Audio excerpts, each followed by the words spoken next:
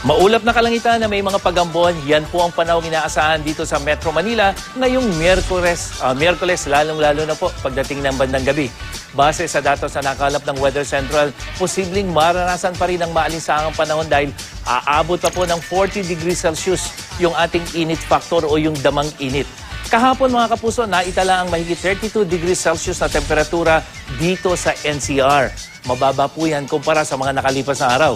Ang pagbabang ito, susundan din ng pagbaba ng init factor. At kung magkakaganito po mga kapuso, senyales na ito ng unting-unti ng pagpasok ng tagulan.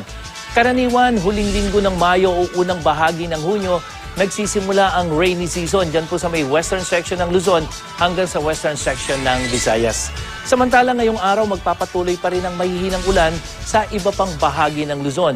Lalo na po sa northern section na tayo sa Pag-asa, epekto pa po yan ng diffused tail end ng isang cold front.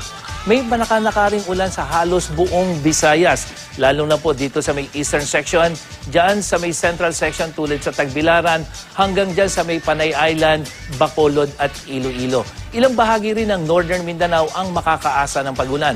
Ayon naman sa Pag-asa, hanggang katamtamang lakas ng ulan ang maranasan dyan po sa may Davao Region at sa may Zamboanga Peninsula. At epekto ito ng Intertropical Convergence Zone. At para sa iba pang impormasyon tungkol sa lagay ng panahon, bisitahin lang ang website at Facebook page ng GMA Weather. Ako po si Nathaniel Cruz para sa I Am Ready, serbisyong totoo ng GMA News.